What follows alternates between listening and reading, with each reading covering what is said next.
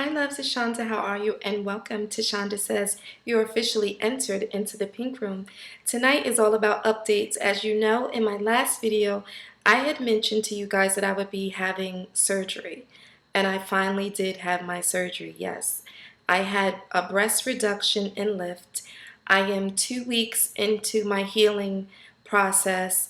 And I thought tonight I would go through exactly what the whole experience was like for me.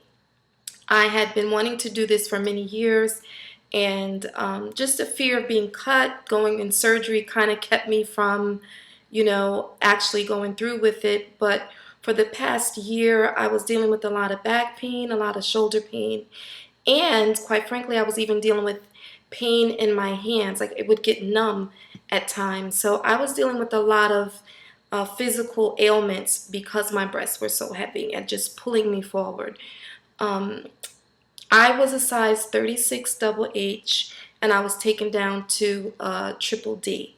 So um, it, just the day of my surgery, actually, when I came out of recovery and I came to, I already felt a lightness. It's crazy, like just that quick, that instantaneous, you feel lighter. So let me tell you guys what it was like. Day of my surgery, I go in. It was the same day surgery, so afterwards I did go home. So I go in, the doctor comes in, he marks you up. You talk again about the size that you wish to go to. He'll recommend to you what he thinks is best based on your height, your weight, and all that kind of stuff. He felt like a triple D was great for me because he felt like, you know what? And it was true, my breasts were part of my identity. And, you say Sean, the first thing a lot of people think of is titties, is breasts. So, I didn't want to lose that. I still wanted to keep that part of me, but I just didn't need as much of that part of me. So, we both agreed that the triple D was good. And, he did the markings. I met with my anesthesiologist, and it was so crazy because I'll tell you guys real quickly, I'm not a person, I suffer a little bit from anxiety. So the day up until the surgery, I was so anxious because I'm like, oh my gosh, what's going to happen? What's going to happen? What's the worst that can happen to me? I go through all type of mental craziness. So the day of the surgery, they call my name. I go in, he marks me up. And before I know it, like there was like 6 people there. They're taking your blood pressure. They're putting the IV in. They're asking you, are you Shonda this, whatever. They're making sure you are you. They're asking you your allergies to meds again, over and over again. Just being very thorough prior to me going in. And it was so crazy because the anesthesiologist said to me, he says, your heart rate's a little up. So he said, what I'm going to do is, now mind you, they're wheeling me into the OR, and I'm just like, you know what, I can't even back out now. Everything is just happening so fast. Like it just was nuts how fast it happened. So the anesthesiologist says, listen, before you go out, he said, don't worry, you're nervous. I'm going to give you something just to help you to relax. I said, you're not going to put me under right now, right? He said, no, no, no, you're going to be fine.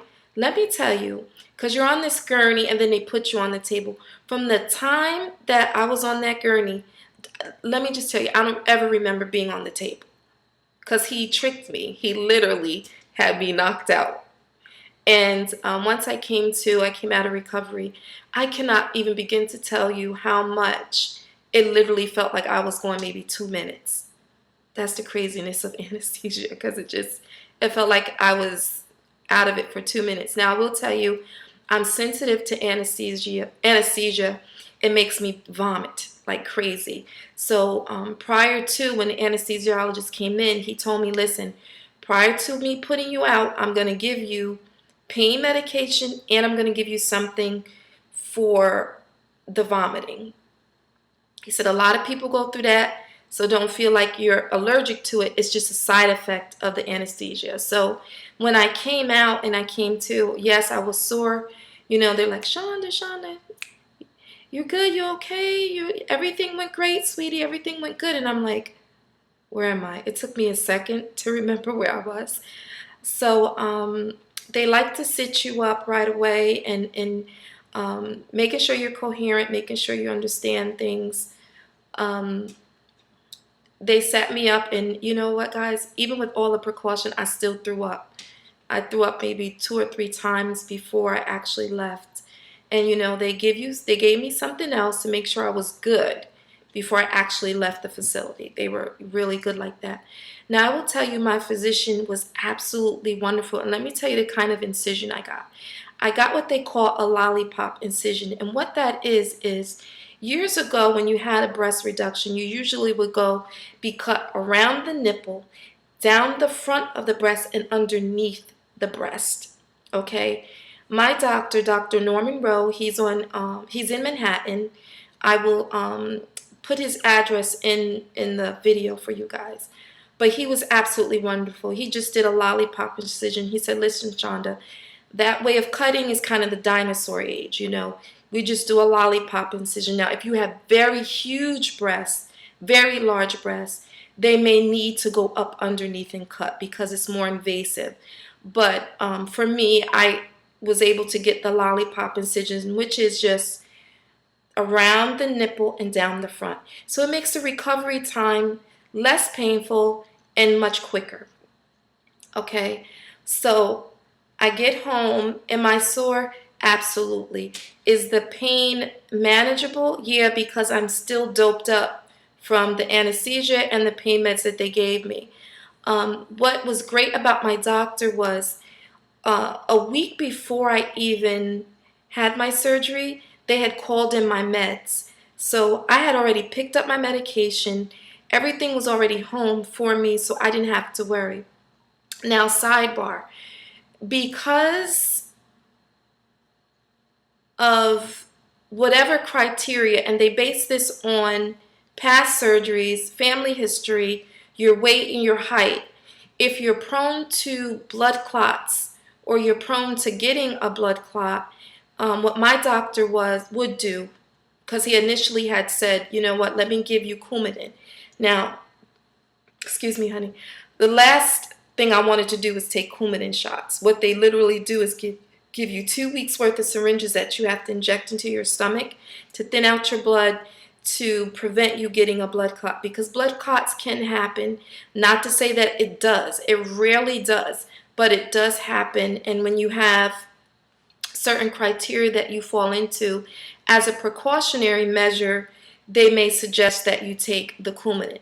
Now, when they first told me that they wanted me to take the Coumadin, I literally, because I'm anxious and because I suffer with anxiety, I started crying. I told my sister, I'm not doing the surgery because they're telling me blood clot, and I already have a fear of that. I know 2 people close to me that passed from that.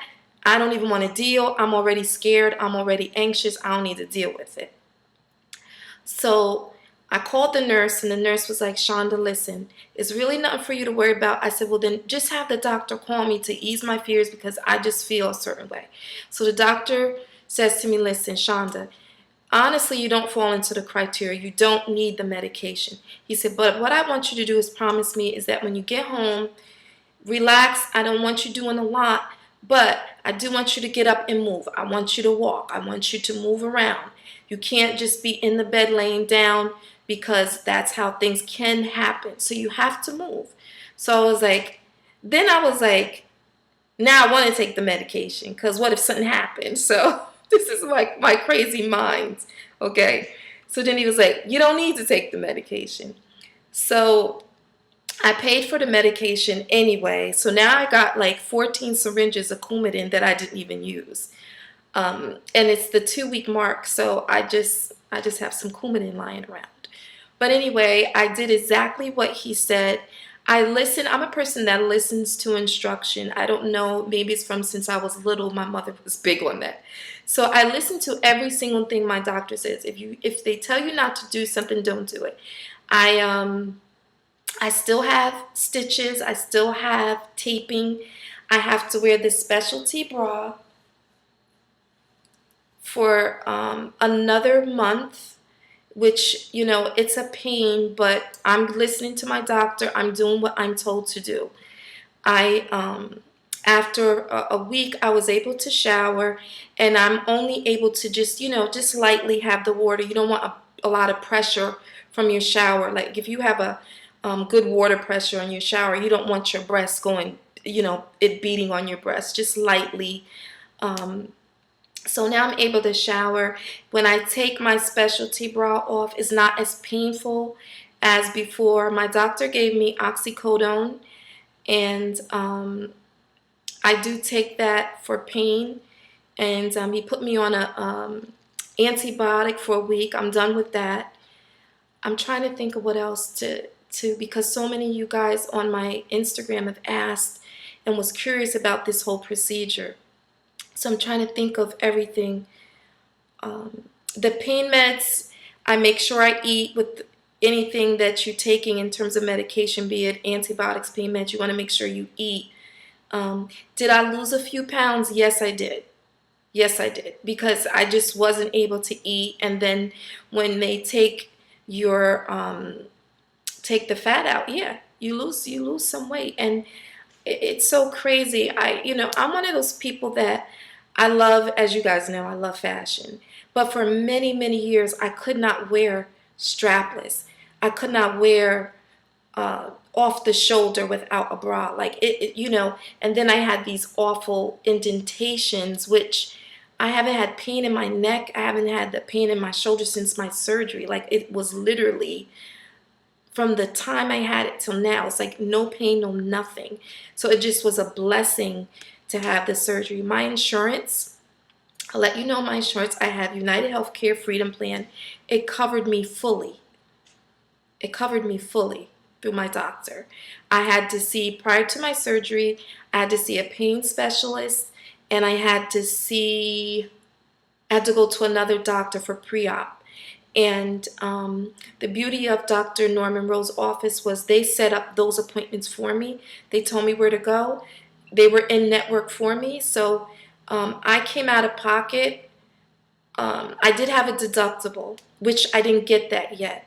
So what I have is what in-network acceptance. Now, say for whatever reason it didn't go through, my deductible would have been like $3,000, but it's nowhere near that because everything was done with the approval of in-network physicians. So thank God that one of the top surgeons in this field took my insurance. So just to let you know, Dr. Rowe does work with insurances. His office is great with that, and they do a lot of the work for you. I literally just had to show up and do everything that I was told to do. Now, I'm not allowed to lift. I'm not allowed to bend over. I'm not allowed to do a lot of stuff for at least 6 weeks. And yes, though I do feel a little stronger every day and I try to push it, you can't do it because with a lift, you don't want to undo any of the work. You don't want to tear something. You don't want to rip something. You don't want to do, you don't want to undo the surgeon's work or all the pain and suffering you went through for years when you didn't have the surgery. So it pays to listen. My doctor, we joked about it. He said he had a patient once that almost caught a severe infection because she was taking a shower with her bra on. And I was like, why would she take a shower? He's like, I don't know. Like, if you do what I tell you, you're going to be fine. So I'm really big on listening to his instructions. There have been a few times that my sister yelled at me and said, you're doing too much because, excuse me, guys, I drink everything in a wine bottle. Wine glass. It's soda. It's diet soda. And I shouldn't even be drinking that. But, yeah. So a few times she was like, sis, don't overdo it. Now, since I started feeling better, I do go out and I walk. Again, moving. I go out and walk. I still get lightheaded. So I'm taking it easy. It's baby steps. I still have to take something for pain every so often. The crazy thing is when they redid my breasts, I was one of those people that had large areolas. Like, I'm telling you, I wish I could show you guys a picture. And if it wasn't for my man, I probably would show you a pic of my boobs previously. But literally, my areolas were like a big chocolate chip cookie. Like, they were huge, right? they took them way down. So my areola is nowhere near, like you get a new areola too. So it's like I got a new cookie. Like now I got a miniature chocolate chip cookie. But I think that's just about it. You know, again, I'm only 2 weeks in. I have to wear this bra thing. It drives me nuts, you know, but hey, it's part of the price I pay for no more pain, no nothing. And you know, the other day I had on, because I had to wash this, I had on this little, just for fun, just to see, I put on this strapless dress I had. And guys, it was so amazing because my titties were sitting up there and I just looked so amazing. And I felt free. If that sounds weird, it's like I just felt free. I felt like this is what women feel like when they just go out and they just, it's freeing. It's freeing. It's amazing. It just was beautiful. So I'm still in the process of coming down in my weight because, as I had mentioned in a previous video, I had put back on weight. So I'm still coming down. My breasts are coming down. I'm feeling really good right now. I'm feeling really good. And there's another project I'm working on. I won't discuss it in this video because it would lengthen it even more. But my next video I'll discuss with you guys what I'm doing with that. And hopefully when that launches, you could come out and meet me because I would love to see and get to meet a lot of you guys. I'm getting so many people reaching out to me just through Instagram alone. And I would just, you know how you get to know people only through social media and you feel like, I know you, I can't wait to see you in person. It's one of those things. I would love to see you guys. So, you know, if you have any other questions or concerns, if you want to ask me more about the surgery, email me, shandasays1@gmail.com. DM me on my Instagram at Shanda Says, my Twitter at Shanda Says, and all my social media at Shanda Says. You can also go on my website, shandasays.com, if you have a question there too. So that's it for now. I'm going to keep checking in and chronicle. You know, sometimes I murder my words. Chronicling. I know better. My mother would beat my ass. I will continue to document my process. I love you guys, and I'll be back next week, and we'll talk some more. Bye-bye. Words.